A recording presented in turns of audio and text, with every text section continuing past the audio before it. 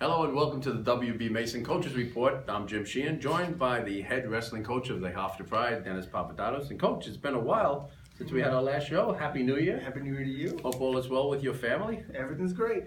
The Pride having a busy start of 2018 with the Southern Scuffle, which we haven't talked about, and obviously 3 matches at the LIU Post Duels this past weekend. Let's look back on the Southern Scuffle. Mike Hughes placing 5th, and the Pride finishing 18th in the 2014 field. Your assessment of the tournament? I didn't feel like we performed that well. Even Mike could have won it. His rank, the new rankings came out. He still hasn't dropped because the only guys he lost, he's ranked like between 8th and 6th. And the only guys he lost to were ranked 3rd and 5th. The number 1 seed got upset in the quarterfinals, and then Mike lost to the 2 seed, or Mike was the 3 seed, 2-0 in the semis, and then the 1 seed, we had to wrestle him in the first wrestle back, which put us to 5th, and then we took 5th. But besides that, I thought Mike could have won it, and we didn't perform that well, so it was, it was upsetting, but I was excited with how the guys rebounded from it. Okay, Pride once again finishing 18th, and then coming back to Long Island for the LIU Post Duels. 3 matches, 3 wins. Clarion 25-18, Columbia 24-12, and a very depleted lineup for American International, a 56-0 win. Your assessment on that day? That was a much better day. Not just because of the wins. One, it was a short turnaround. None of those teams wrestled. Columbia had a match the night before, but sometimes it helps you.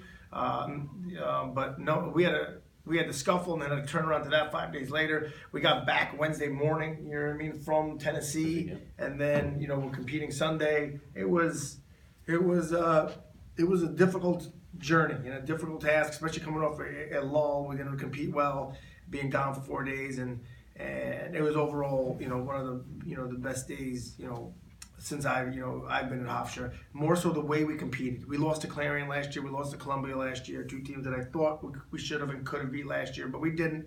And the reason we lost them is because there was a lot of tough matches, and we lost like almost all of them. This time we won almost every tough match. Almost every tough. The only matches that we lost, there's only about 1 or 2 matches I thought we should have won or could have won, and we didn't. Other matches we lost might have been a little bit of a mismatch.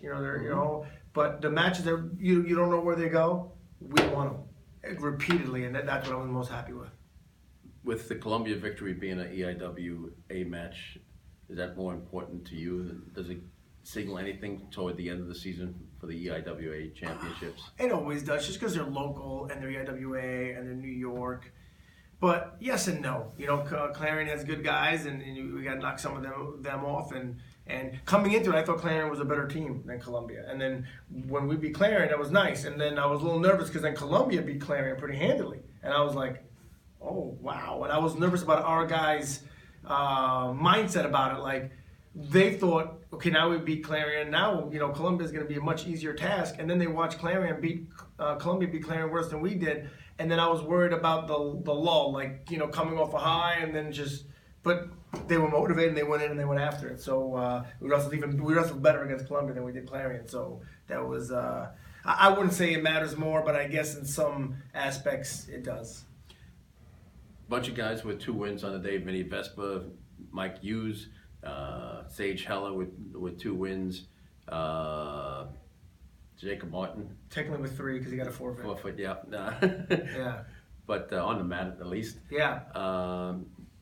Is this a good sign as we roll on toward more dual matches in January and February? 100%, especially the way Jacob wrestled, the way Vinny wrestled. It was the best Vinny's looked, the best Jacob's looked all year. The way Charlie competed.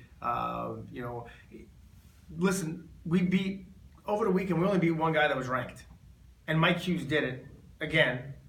And I feel like no one even talks about Mike anymore because we're so used to him winning. Right. And he wins, and even it was kind of a lackluster 2-0 win against a kid that he's probably 8 points better than. But the kid's good and always competes with him. They've wrestled 10 times, I believe, in the last 3 years. So, but at the end of the day, Mike still dominated and won over another All-American candidate. So, but it's nice to have other people to talk about. So let's move along. But we're happy with Mike as always. But Corey Damiana, yeah, it was great. It was definitely a good sign, and of things to come. We were excited about it, But Vinny Vespa, Charlie Kane, and Corey Damiana probably stand out the most. And meanwhile, Mike Hughes is 21-2 now. Yes. As he quickly approaches the 100 victory mark, 97 career wins. Oh, he does have that many. 97 career wins, and hopefully he'll get that done this weekend. There's a good chance. Speaking of this weekend, 2 doubleheaders for the Pride. Well, at least two doubleheader matches at least. Friday, Air Force will take on LIU Post at the Hofstra David S. Mack Physical Education Center. That'll be at 4 o'clock, followed by Hofstra against Air Force. And then on Sunday, Bloomsburg, once again back at the Physical Education Center at 1 o'clock, and Binghamton at 7 o'clock. A busy weekend for the Pride. Super busy, and it's good. That's what we did this part of the year, and thankful that we had a good weekend this weekend to keep everyone on the high. That could have went the other direction. So as I keep telling people, this is a very, very interesting part of the year. It's intersession. There's no class. It's early January. The season is only about halfway done. You've already made weight a bunch of times. It's that time where you're kind of like, oh my goodness, I'm already exhausted from wrestling season. And there's still so much wrestling season left. And some guys have a big lull here. So to come off that positive really bodes well. Because then by the time January is done, then you're really in the home stretch. And if you came out January positive and you got things done, it's easy to sprint through the end. So, it's important time, and thank God we're coming off a high, to go into these 3 important matches. And Air Force, obviously, 4-1 on the season, probably the best team in this, the next 3 matches. I can tell you this, when the scheduling was happening, they weren't supposed to be.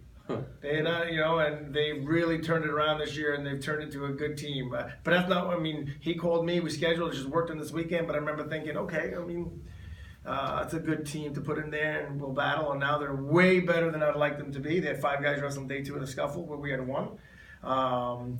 Binghamton is a very good team with that great match, and Bloomsburg better. So